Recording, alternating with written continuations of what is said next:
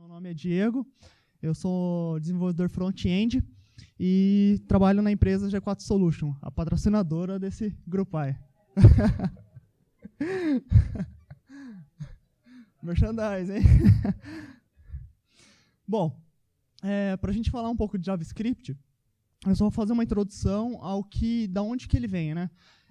Todo JavaScript ele é baseado pelo um protocolo, vamos falar assim, né? Uma normalização que vem da ECMAScript. ECMAScript significa European Computer Manufacturers Association, que é essa comunidade, essa associação que faz toda a normalização do código quando vai implantar alguma coisa no JavaScript, certo? Que para o JavaScript é o ECMAScript. E a ECMA, para ela, como o próprio nome fala, ela é da Europa, mas passou um tempo, ela começou a se expandir, fazer essas normalizações internacionalmente, então decidiu colocar um nome de ECMA International, certo? Que é a base do JavaScript. Bom, vamos lá. O ECMA 6 ele tem vários aprimoramentos, eu coloquei alguns deles aqui, muito bacanas, tá? Que é a questão de variáveis, bloquear o escopo que você está utilizando. Quem já mexeu um pouco com JavaScript sabe que tem vários problemas em relação a quando você usa um this lá, que às vezes você acha que é o escopo que você está querendo, só que não é. No meio do caminho você tem uma surpresa. Certo? Bom, vamos lá. Uma novidade do ECMAScript 6 é em relação à declaração de variáveis. Eles colocaram uma nova nomenclatura, uma nova palavra reservada ali, ao contrário de var, que seria a palavrinha let, como está nesse exemplo aqui, vocês podem ver lá em cima na segunda linha e lá embaixo dentro do if. Nesse esquema aqui, se você, no primeiro console.log ali, se você fosse dar console.log no A, o que ele faria? O A está valendo 0, ele imprimiria normal. Só que como eu declarei let no B ali, que ele está fora do escopo do if, ele daria a variável como se estivesse indefinida. Essa é uma das vantagens que você pode, se você quiser, como eu declarei até ali dentro mesmo, eu declarei um outro let, coloquei a variável igual a B, e agora eu vou dar um print naquele console.log do B, só que está dentro do if, que vai fazer com que ele não pegue o let que está lá fora, a variável B, que foi declarada com let, mas que pegue lá dentro do escopo do if. Ou seja, vai estar valendo 1 e ele vai encontrar, porque agora foi declarado dentro desse escopo. Bacana? E ali no final eu imprimo o console.log do escopo principal, que eu coloquei ali, do escopo global mesmo, né? E ele pega a variável lá do var, na verdade, que foi alterado dentro do if, como vocês podem notar. Ele mudou o valor da variável e a parte de baixo lá ele manteve o let que estava lá em cima. Um não alterou o outro. É algo muito interessante porque a parte de você colocar uma variável, às vezes declarar sem querer com o mesmo nome dentro de um outro escopo, às vezes você acaba estourando seu programa inteiro. Bacana? E essa parte, na verdade, é justamente a parte de bloqueio de escopo, né? Quando você usa a variável ali let. Aqui tem um for normal. Eu coloquei um for de 1 a 3, usando um var. Ele fui somando ali. Na verdade, era para estar multiplicando. Tá? E no final, se estivesse, na verdade, multiplicando ali, em vez do x, do i mais 1, o último que teria o resultado ali seria o 2, né, que o if está até menor que 3. Ele daria 4, que seria o último valor que ele pegou de um escopo que estava anterior, que é o var, que ele declara no escopo pi ali também, certo? E se eu fizesse isso utilizando o let? Se eu fizesse isso utilizando o let, simplesmente ele daria um erro, porque esse let foi declarado dentro do escopo do for. Então, você colocando fora, aquela variável não existe, ele não declarou ali na sua parte global, e isso faria com que gerasse esse erro, um exception, né? Aí entra a parte de destructing assignments. Essa parte é muito bacana para quem já trabalhou com JavaScript, é algo que, se eu não me engano, já tem no Python, que às vezes você tem um array, aí você tem que ficar atribuindo, por exemplo, cada item de um array, a uma variável, ou seja, vai levando várias linhas para você fazer isso e é bem trabalhoso. Agora, com o Destruct Assignments do ECMAScript 6, por exemplo, um objeto assim, na verdade, antigamente, você teria que fazer nesse esquema para atribuir para várias variáveis. Pegar cada item do objeto que foi gerado, certo? Agora, com o ECMAScript 6, você pode simplesmente fazer dessa forma.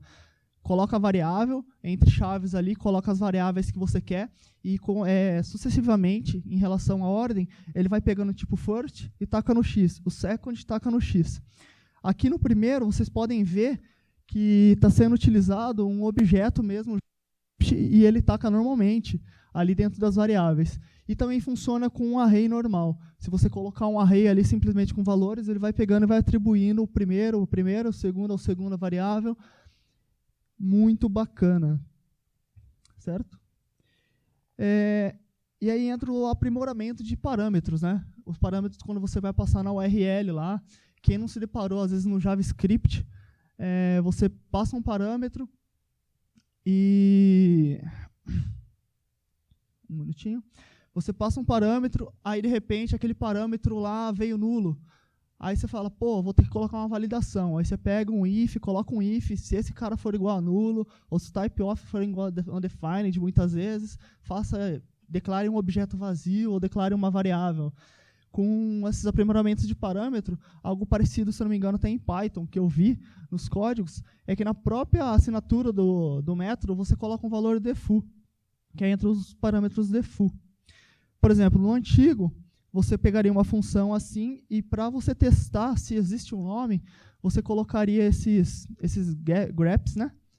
Aí, caso o name viesse nulo, ele colocaria ali na variável name, um anonymous no local, e daria o hello ali, o olá, certo? Com o que foi passado. No primeiro caso ali é um anonymous, né? E no segundo, como eu passei, foi passado um nome, ele imprimiria normalmente ali o Olá Diego, certo? Com o ECMAScript 6, isso ficou bem mais fácil. Em vez de você fazer todo um tratamento dentro da sua própria função, simplesmente na assinatura do método, você coloca ali um igual, o anonymous. Ou seja, a linha que estava ali, que eu estava fazendo um teste, gastando 3 linhas de código para fazer esse teste, garantir que aquele objeto não vai dar pau no meio do processo, simplesmente colocou ali no igual name igual anonymous, né, que é a variável, o valor default, que ele não vai dar problema nenhum. Certo? Aí vem os hash parameters, algo muito sensacional também. Às vezes você acabaria desejaria passar vários argumentos para uma função e você muitas vezes acabou não prevendo que às vezes poderia vir mais argumentos. Aí o que você faria antes? Mas implicitamente no JavaScript, quando você passa mais parâmetros do que a função espera, ele entra num argument, numa variável lá, que você pode utilizar ela. Muitos acham que ela é um array, só que ela não é. Ela só trabalha parecido. O que aconteceria se você tentasse pegar esse arguments e utilizar ele? Daria pau. Se você quisesse utilizar uma função de um array, tipo um map, um reduce, um filter, você não conseguiria. Agora, com hash parameters, você consegue passar normal e ele vai interpretar como um array e você faz um loop simplesmente naquele array, sem ter que fazer nenhum tratamento no seu arguments, certo? Antes, para você transformar esse arguments aí num array, você teria que fazer algo parecido com isso. Tipo, se eu passei ali, chamei a função f, né? Passei 5 parâmetros, lá em cima ele só capturaria o 1 e o 2. Se eu desse um console.log ali no args, ele imprimiria, sem tratar nada, ele imprimiria todos os parâmetros que eu passei. Os excedentes e os que foram passados que a própria função estava esperando. Agora, se você, depois do array ali, se eu fizesse aquele tratamento, eu conseguiria pegar simplesmente os arguments. Aí sim eu teria o array definitivamente para mim trabalhar com ele, fazer várias manobras, certo? E o hash parameters é aquela nomenclatura ali na assinatura da função, que você coloca 3 pontinhos antes, pega o nome de uma variável que você desejar e quando ela receber ali todos os parâmetros excedentes que você estiver passando para ela, ela vai interpretar como um array e você não vai ter problema nenhum para trabalhar com ela. Simplesmente no anterior, lá, se você pegasse o arguments, ele imprimiria todos os seus parâmetros que foram passados para a função, sem você fazer um tratamento prévio nele. Agora, com o hash parameter, ele simplesmente vai pegar todos os parâmetros excedentes definitivamente. Arguments seriam os ordenar argumentos da função, né? Eu estaria passando 4 parâmetros e a minha função não estaria esperando nada. Eu simplesmente tentaria pegar o arguments, não sort nele, que era ordenar ele em ordem alfabética. O que aconteceria se eu tentasse fazer isso?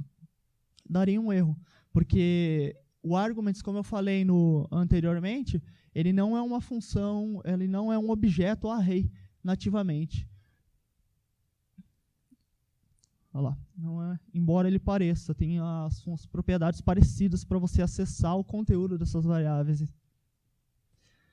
Aí vem o shorthand assignments. Algo muito bacana também. Vamos supor que você tem esses 2 arrays. E às vezes você tem o desejo de fazer um union entre eles. Aí o que você faria? Uma das formas de fazer isso seria colocar um for ali em um dos arrays, como eu coloquei no segundo. Enquanto tiver item no segundo, vai dando um push no primeiro. Aí eu teria o array 1 complementado com o array 2, certo? Com o shorthand assignments, eu simplesmente posso fazer de várias formas. Ali eu coloquei 2. Eu criei uma variável nova e coloquei nos argumentos do array outro array. O que ele pegaria nesses arrays? Simplesmente os valores, faria esses pushes automaticamente, sem você ter que fazer um laço lá para fazer todas essas inserções, certo? E no final daria o resultado que você deseja, sem muito trabalho. Ou simplesmente pegar o array 1, dar um push com hash parameters, que você passaria o array, e ele inseriria normalmente dentro do primeiro array ou dentro do segundo, o que você desejar. Certo? Outra forma do shorthand assignments, tem vários exemplos, tá? Eu coloquei alguns aqui. Ali eu estou utilizando até a variável let, no caso aí não teria importância você usar um var também.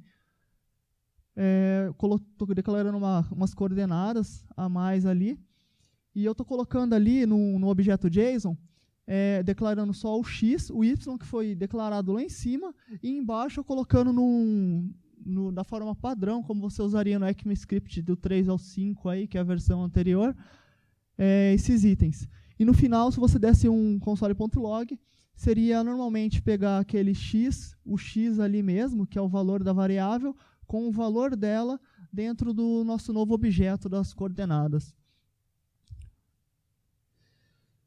E aí entra algo que é muito, muito interessante, porque quem, às vezes, em todas as linguagens, acabou não apanhando, pegando um objeto, alguma coisa que você quer concatenar, até no exemplo que ele estava mostrando anteriormente lá de Python, eu vi que ele colocou foi concatenando, fechando string, mais, algumas coisas assim, você fazer dessa forma com templates strings. Que em vez de você, às vezes, ficar escapando, que às vezes você tem problema, você usou aspas simples no começo, aí de repente você vai colocar, quer que apareça aspas, você coloca aspas duplas, você não vai ter mais esse problema, ou problema de escapar, ficar colocando mais. Com os templates strings, ali eu declarei 2 variáveis, né? A variável first name, last name, coloquei meu nome, e coloquei um comprimento. No antigo, você teria que fazer algo parecido com aquilo ali, sair concatenando todos os itens, fechando aspas, abrindo aspas. Isso normalmente dá um trabalho e às vezes dá problema até de sintaxe, até você achar onde você não abriu, onde você fechou. Bem chato. Com o ECMAScript 6 ficaria bem mais fácil, porque você só colocaria aquelas chaves ali, e ele faria um bind automático, para você, sem você ter aquele esforço de ficar se preocupando, fechei, abri. Simplesmente você coloca o cifrão ali, né, abre as chaves, coloca o nome da variável que você deseja que seja bindado ali, e ele, não coloquei ali o console, mas ele daria o resultado. Hi, my first name is Diego, Honório. Certo? E aí entra as arrow functions. As arrow functions, normalmente você pega algumas funções e que você poderia resolver às vezes em uma linha no ECMAScript 6 utilizando, você colocaria várias linhas para fazer esse tratamento. E com o ECMAScript 6 isso ficou bem mais fácil. Não sei se vocês já conhecem, eu não conheci em outras linguagens a arrow function, mas eu tenho um array ali, coloquei um namelist, né? Isso daqui é a forma antiga de se fazer, uma das formas, né? Coloquei uma lista com meus nomes, né? Diego, Rafael, Perim, Honório. E dentro de um namelist ali, todos os nomes, todos os itens que tiver menos de 5 caracteres, menor ou igual a 5, ele vai tacar no filter. Usei a função ali, filter do array, né?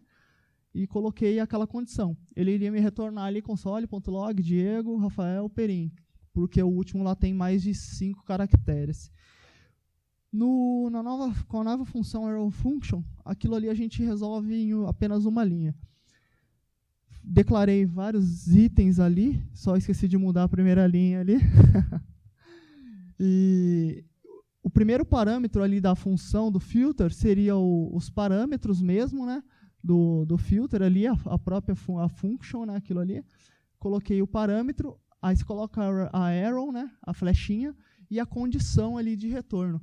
Ah, mas de repente você precisa utilizar mais parâmetros ali, mais expressões dentro. É só você colocar aquele pedaço ali entre chaves, que aí você consegue colocar uma expressão gigantesca, certo? Só que aí você trabalha com return, não é só escrever a expressão mesmo. O prox do JavaScript 6, normalmente você vai mudar uma variável e você não quer colocar ali provavelmente seus getters e setters dentro daquela classe. Então você coloca um prox, certo? Ali eu declarei uma variável chamada empregados e criei uma variável chamada interceptor. Aquele método dentro do interceptor, ele é pré-definido, tá? No ECMAScript 6 ali, tem uma lista com esses parâmetros, no qual você coloca, e depois você coloca a ação que você quer. Sempre o primeiro parâmetro sendo o recebedor, né? As propriedades e os valores que estão vindo. Aí você pega a variável employee, declara com o prox, coloca o handler lá no final e a variável que você quer que seja manipulada com aquele handler. E no final, se você tentar mudar o salário ali do empregado que estava 50 para 300, ele daria aquele console.log ali normalmente do interceptor. Bacana? Bom, aqui tem uma classe, eu não vou falar muito dela por causa do tempo, está curto, mas algo muito bacana que acabou aparecendo aí é a criação de classe. Para quem conhecia Java, eu acho que vocês devem adorar Java, né? Mas está bem similar ao Java. Você cria a classe pessoa ali, que antes, se você quisesse fazer isso, você teria um trabalho imenso para executar. Você simplesmente declara a classe pessoa, coloca o construtor ali, e coloca os getters e setters ali dentro da função. E algo muito interessante que apareceu junto com essa forma fácil de instanciar uma classe seria a parte de herança. O antes era uma pessoa, e ali você pode colocar uma pessoa física. Estender esse método idêntico no Java, colocar esse método extends ali e colocar para uma função ali para ele dizer o CPF, por exemplo, daquela pessoa que foi declarada anteriormente. E utilizando o método super para mandar essas variáveis na hora que você declarasse esse construtor ou com um new na pessoa física para a função pai. Bacana? Era isso que eu tinha para passar para vocês, aí uma novidade de ECMAScript 6. Se alguém tem algumas perguntas, eu acho que tem 1 minutinho para falar.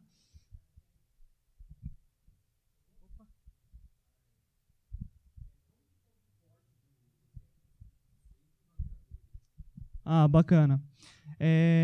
Na verdade, o único navegador ainda que está suportando, que já fez uma implementação e efetivou, seria o do Firefox 38 para frente. A gente já está no 40 atualmente. com a ressalva que existem algumas coisas da ECMAScript que não foram implementadas. Por exemplo, esse class. Se você pegar o Firefox 40, tentar colocar esse class lá dentro, ele não vai funcionar. Só que as arrow functions, esse tipo de coisa, funcionaria normal, tá? E o Chrome não está com suporte ainda. O Edge e o Internet Explorer é só acima do 10, se eu não me engano. Para você, licença, para você achar aqui, eu acho que eu tenho. Tem um site que ele mostra exatamente o suporte, se entrasse na internet. Qualquer coisa depois eu pego e passo para vocês. Mas se você quiser utilizar o ECMAScript 6 para qualquer browser, você tem que usar um compilador. Você pode utilizar, por exemplo, o Babel. Você pode, no próprio site, às vezes, se quiser brincar, ele tem a parte lá, você programando em ECMAScript 6 e depois o ECMAScript 5. Ele convertendo tudo aquilo para o ECMAScript 5. Às vezes, se você quer programar de uma forma mais fácil, você programa em ECMAScript 6 e ele compila para o 5 até os browsers se adaptarem. Bacana? Mais alguma pergunta?